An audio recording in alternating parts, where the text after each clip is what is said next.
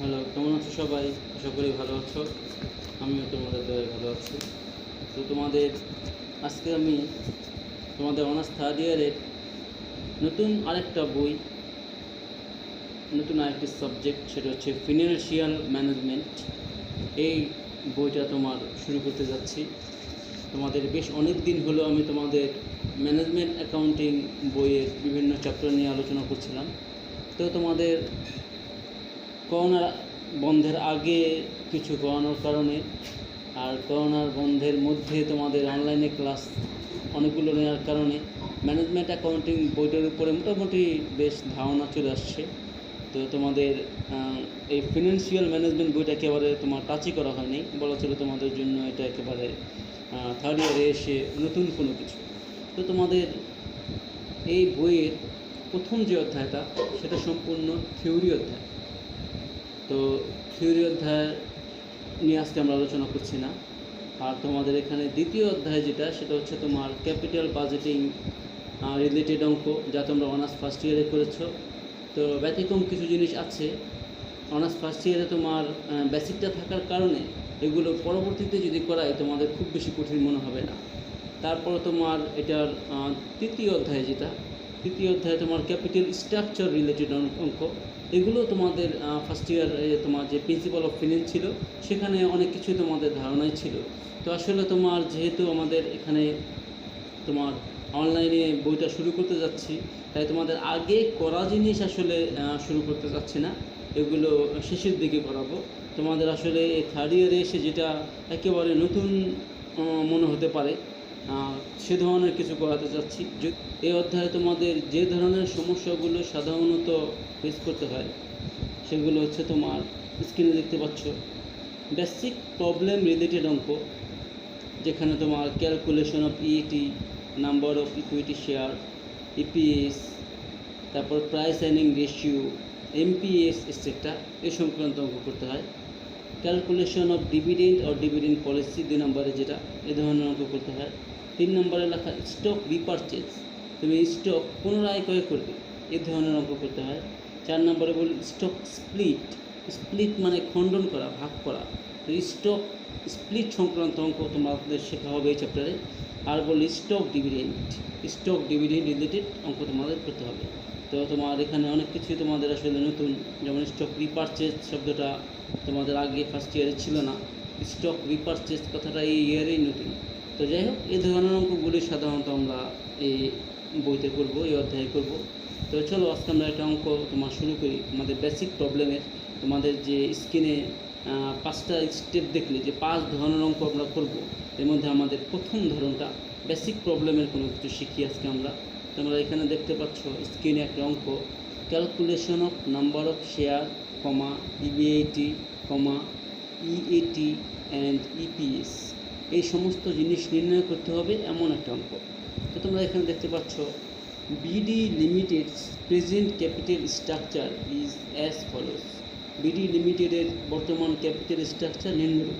তার যে কারবারের মূলধনের যে কাঠামো, একটা মানুষ যখন ব্যবসা আরম্ভ করে তার ব্যবসায় কিন্তু বিভিন্ন ধরনের মূলধন থাকে।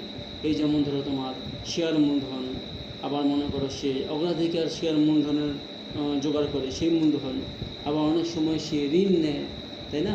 তো এরকম তোমার ঋণপত্র, তারপরে নিজের সাধারণ শেয়ার যেটা, তারপরে তোমার অগ্রাধিকার শেয়ার, প্রিফারেন্স শেয়ার বলে যেটাকে ইংলিশে, এই ধরনের বিভিন্ন জাতের মূলধন নিয়ে সে আসলে ব্যবসা করে। ব্যবসা করে শেষকালে সুবিধা যারা পাওয়ার অধিকারী, লাভ হলে তাদের মধ্যে সুবিধা বন্টন করে দেয়, প্রফিট বন্টন করে দেয়। তো এই যে ক্যাপিটাল স্ট্রাকচার, যে বিভিন্ন ধরনের ব্যবসার মধ্যে বিভিন্ন ধরনের মূলধন থাকে, আমাদের এই বিডি লিমিটেডের ব্যবসায় দেখা যাচ্ছে ইকুইটি ক্যাপিটাল ছিল 100 টাকা ইচ, টাকা 100 ইচ, এরকম মোট টাকা ছিল 10 লক্ষ টাকা। এখানে ব্র্যাকেটে যে টাকা 100 ইচ লিখলো, এটা কিন্তু একটা শেয়ারের দাম। তাহলে আমাদের এই বিডি লিমিটেডের সাধারণ মূলধন ছিল প্রতিটা 100 টাকা শেয়ার এরকম, তো মোট টাকা ছিল 10 লক্ষ টাকা। আচ্ছা, ভালো কথা। 7% প্রিফারেন্স শেয়ার, সাধারণ শেয়ার মূলধন যেটা আছে 10 লক্ষ টাকা, এটা নিয়ে তার বিজনেস পুরোপুরি করা যাচ্ছিল না, আরও মূলধন দরকার। তখন সে আসলে অগ্রাধিকার শেয়ারের মাধ্যমে 6 লক্ষ টাকা জোগাড় করলো। আর সেখানে কন্ডিশনটা কি, যার কাছ থেকে তোমার এই মূলধনটা জোগাড় করলো, যাদের কাছ থেকে তাদেরকে 7% হারে তোমার অগ্রাধিকার শেয়ারের উপরে লভ্যাংশ দিতে হবে 7%। এই জন্য আমাদের এই ক্যাপিটালের নাম কি, 7% প্রিফারেন্স শেয়ার। টাকা কত, 6 লাখ। আরে বললো 8% ডিবেঞ্চার ছিল 4 লাখ। ডিবেঞ্চার মানে ঋণপত্র, অর্থাৎ আমার সাধারণ শেয়ার 10 লক্ষ টাকা, প্রিফারেন্স শেয়ার 4 লক্ষ টাকা, 6 লক্ষ টাকা। এই 16 লক্ষ টাকায় হচ্ছিল না, আরও টাকা দরকার। এই জন্য সে ডিবেঞ্চারের মাধ্যমে আরও টাকা জোগাড় করলো, কত, 4 লক্ষ টাকা। তাহলে তার সাধারণ শেয়ার মূলধন 10 লক্ষ, অগ্রাধিকার শেয়ার মূলধন 6 লক্ষ, আর তোমার 8% ডিবেঞ্চার 4 লক্ষ। এই মোট তার 16 লক্ষ আর 4 লক্ষ, মোট কত, 20 লক্ষ টাকা তার ক্যাপিটালের মধ্যে তোমার মানে বিভিন্ন ধরনের ক্যাপিটাল ছিল, সব মিলিয়ে 20 লক্ষ টাকা জানলাম। এটা নিয়ে এবার আমাদের করতে হবে কি, কোশ্চেনটা কি, রিকোয়ারমেন্টে তোমরা দেখতে পাচ্ছ requirement. If the EBIT of the fund is 30%, এই যে সে তোমার বিনিয়োগ করলো 20 লক্ষ টাকা, বিনিয়োগ করলো তো খামোখানা, অবশ্যই লাভের আশা। তো সেই লাভটা যদি কি লিখছে, EBIT earning before interest and tax, যে সমস্ত পার্টির কাছ থেকে ঋণ নিয়েছিলে তাদেরকে ইন্টারেস্ট এখনও দেওয়া বাকি, সরকারকে ট্যাক্স দেওয়া বাকি, এই দুইটা জিনিস এখনও বাকি থাকা অবস্থায় যে আর্নিংটা, সেই আর্নিং ছিল তোমার কি বলছে 30% অফ ইনভেস্টমেন্ট। তোমার এই 20 লক্ষ টাকা নিয়ে ব্যবসা করে বলছে যে তুমি 30% ইবিআইটি অর্জন করেছিলে, এই একটা ব্যাপার। আর বললো অ্যান্ড ট্যাক্স রেট ইজ 40%, এবং শেষকালে গিয়ে আমাদের ওই যে বললাম এখনও ট্যাক্স দেওয়া বাকি আছে, গভর্নমেন্টকে ট্যাক্স দেওয়া বাকি আছে, সেই ট্যাক্সটা পরবর্তীতে আমাদের দিতে হবে কত পার্সেন্ট, 40%। এই তথ্য দিয়ে বললো কী করো, ক্যালকুলেট দ্য ইপিএস, আমাদের আর্নিং পার শেয়ার।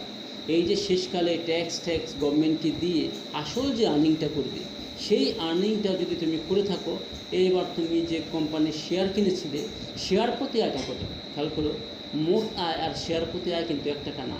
ধরো আমরা যদি 5 জন মিলে মোট লাভ করি 5 লক্ষ টাকা, এটা হচ্ছে মোট লাভ 5 লক্ষ টাকা 5 জনের।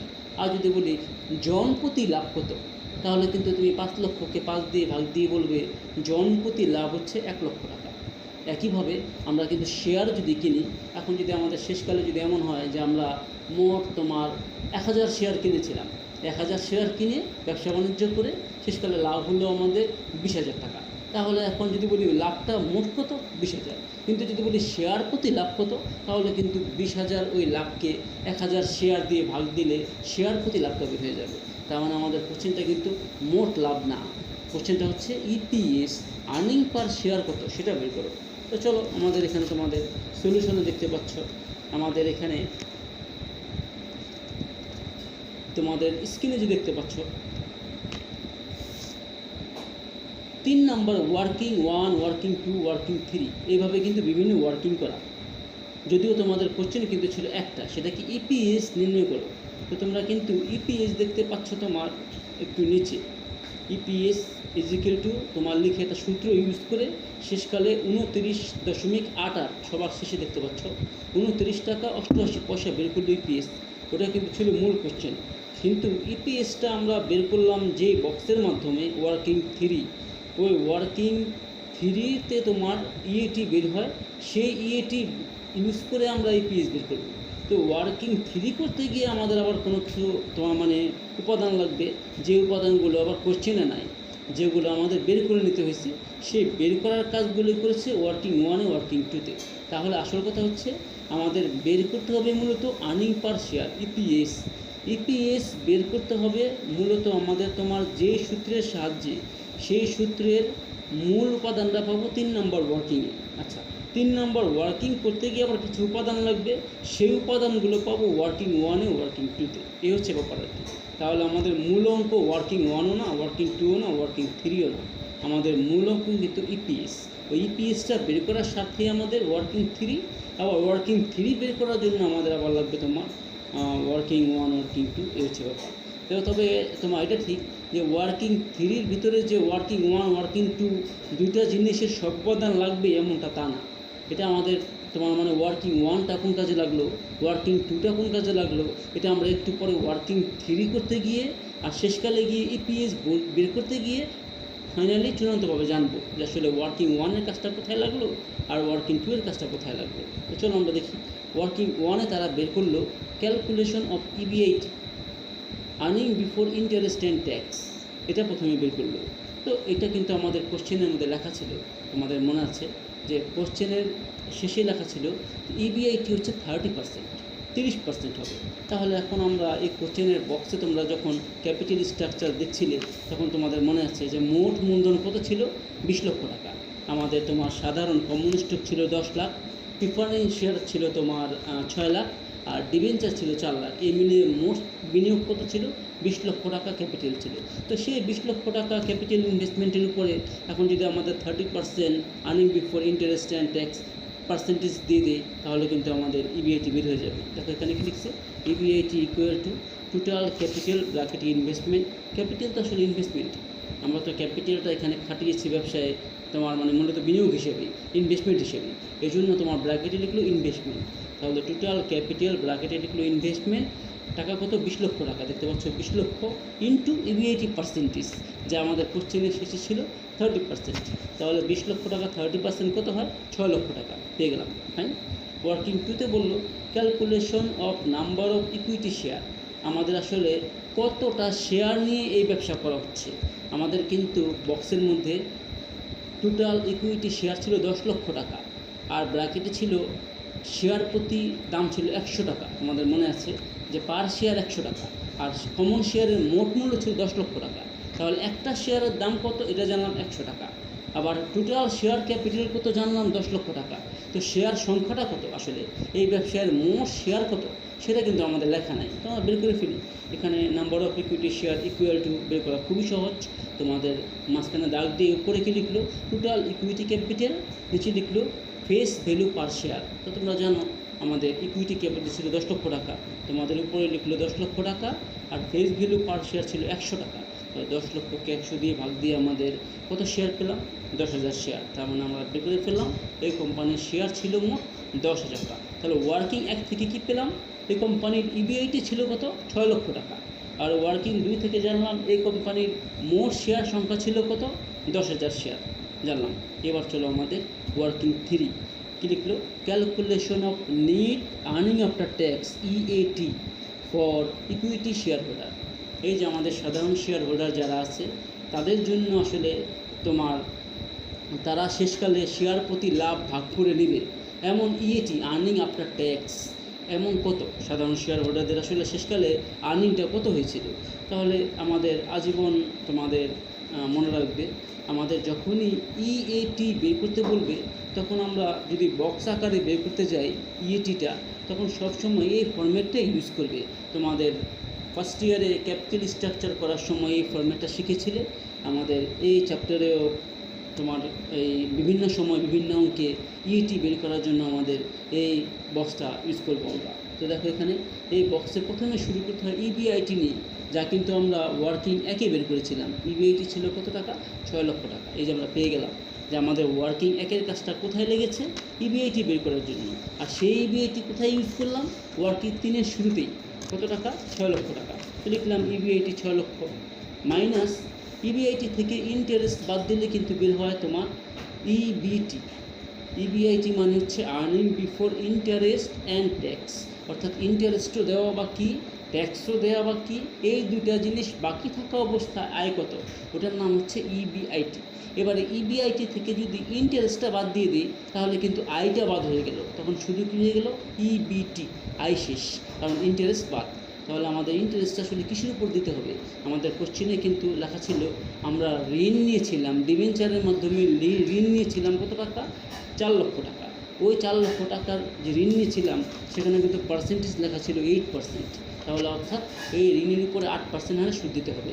তাহলে আমাদের 4 লক্ষ টাকার 8% করলে কিন্তু হয় 4-8 32,000 টাকা। তো তোমাদের ক্যালকুলেটরে যদি 4 লক্ষ লিখে 8% চাপ দাও হবে 32,000 টাকা। তাহলে 6 লক্ষ টাকা ইবিআইটি থেকে ইন্টারেস্ট 32,000 বাদ দিয়ে ইবিটি পেলাম কত, 5,68,000 টাকা। ফাইন।